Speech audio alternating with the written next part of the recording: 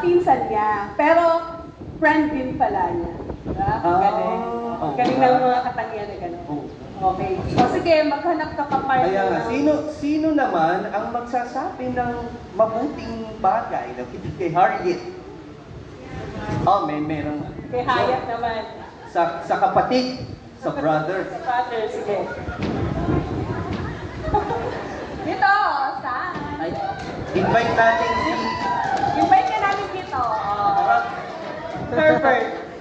Si Herbert. Herbert, ayan. Walang iyakan na. Ano kaya? Ano katangian? Paano di mo kilala ito? Maraming katingan pero tahimik lang kaya at mahilig sa kwarto. Saan mahilig?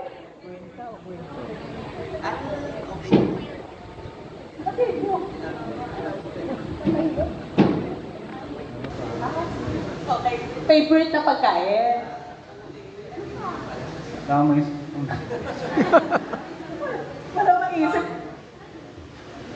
Ano pa? si Ayet, malayong kamag-anak rin. Laging kasama si Ayet at tahimik siya. Gusto ko siyang kasama. Lalo na mag-feature, kumain. Saka, yun nga, food trip kami lagi. Kahit wala akong kasama, walang issue. Siya yung gusto ko ngayon. O bakit naiiyak ka naman? Parang nagiging naiiyak naman yung brother niya. Ibig sabihin, close din talaga sila. Totoo, meron sila. Close ba? Kaya, lalo may hiwalay na sa kanila. Kaya nga, man, ayun. O kang biyak partner. Ayun. O sige, tumawag ka pa. O di, balik tayo kay sa site ng room. Meron pa bang representative para sa site ng room? Wala na bang itataas ang kamay? Diba yung best man? Oo nga. Ay, ang best man ay... Walang friend na kasama. Meron pa ba? Naiwan sa Ayun. Pakisuyo. Pinsan. Kapatid? Oo, pwede. Pinsan o kapatid, pwede kayong magsabay kung gusto nyo. Tara! So, tatanungin lang natin yung ilan sa mahuhusay o mabubuting mga katangian ni Kim. Yan. Ang pangalan ni Brother IC? Search. Search. Search. Kuya talaga. Hindi ate. Si Kuya Kim. Ano na? Di ba ikaw ang kuya? Big bro, big bro. Mukha lang. Kuya talaga. Sige, go. Di ba para good example siya, kuya. Alam ko yung guest siya na nabautismahan, 12 years old. Nasaan siya sa... Si Kim. Sabi niya, nakwento Nila na. mama. 12 years old siya nabautismahan. Kaya good example siya sa spiritual. Iyak din siya. So, nalulungkot na rin siya kasi, siyempre, close, no? Ayan. Pero, sa inyo naman sasama, di ba sila? Okay. Magkakasama ka na. Si Harriet lang yung mahiwalay sa kanila. Kasi ako nga si Hayat. Dapat kami yung malungkot. Kaya nadagdagan naman. Ano pa? Ano pa yung... Wala na. Parang pinipilit na lang na. Wala na may isip pa. Wala ko na naisip. Ano ba? Talented ba siya? Oo. Ano yung mga talent niya? Magaling. Gitara, musician niya. Ayun, oo. Kasi para, makilala na namin. Siyempre, first time din namin siyang namin. Artist pa na. So, mahusay siya mag-gitara. Mahusay ka din. Hindi. Diyan lang.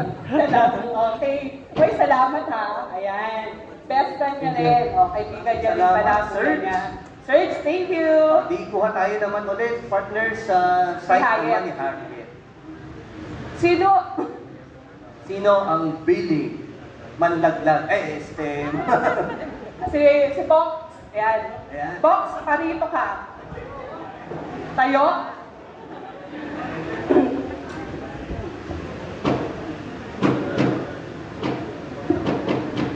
Mayos ka. Yung katangian, ha?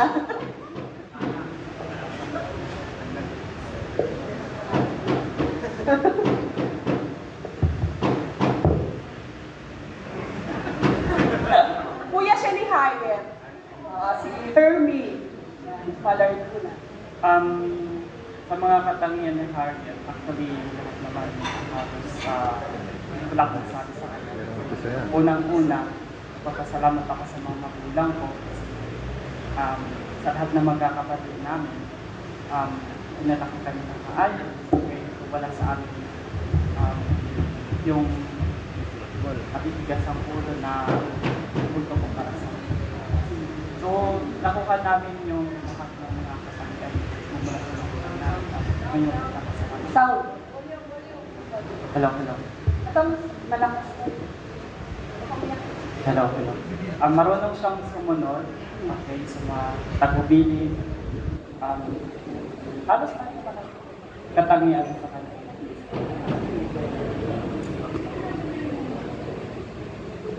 Naiyak na siya. Hindi, kasi kung alam niyo lang po, mga close talaga sila magkakapatid. Alam ko rin yun. Kasi pamangkin niya ni Habi ko. Diba? Huwag na, sige. Kaya pala malakas sa'yo, partner. Yes. O, sino pa? Mukhang tumatagal, mukhang hindi na tayo kakain. Partner. Oo nga, partner. Pero gusto lang namin kayong patakimin. Tama ba yung Tagalog? Ano?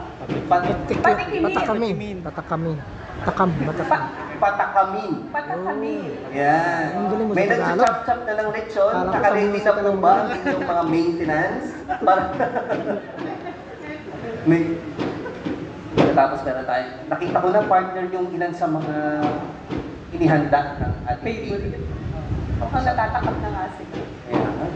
So, Pero parang wala pa akong natatanaw na room and...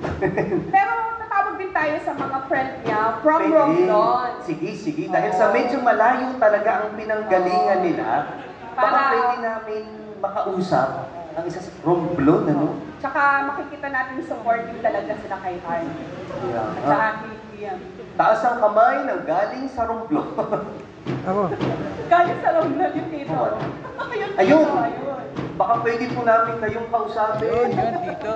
Magsalita muna ko kay Kim kasi dahil sa isang maikling panahon lang na nakausap o nagkabanding kami.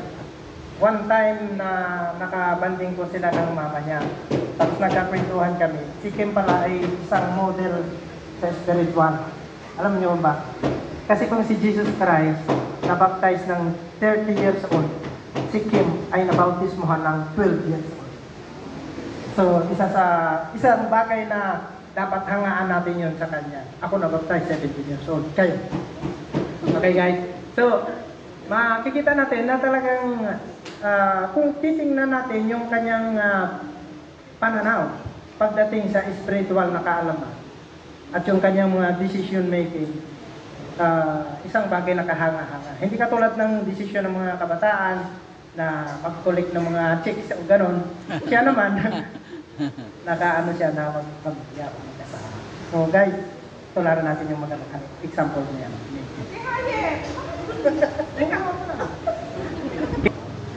Si Ayet, highly reserved. Kahit pinapagalitan ng kita, tahimik, umiiyak. Pero hindi naman ibig sabihin yung pag-iyak ay kahinaan. Sa ibang pagkakataon, yung pag-iyak ay merong opposite side yun, yung tinatawag na strength. Okay? Kasi maging si Jesus Christ sa panahon nung mamatay yung kanyang kaibigan, sinasakit. Kaya ang pagluha ay hindi ibig sabihin na ang isa ay mahina. Yun ang nakita ko isa sa mga katangian ni Ayet na bagaman siya ay isang babae, ay meron siyang katangian na kaya niyang isurpass yung mga pagsubok kahit minsan napapagilitan, pero andyan pa rin siya, sa tita pa rin siya. Maraming salamat.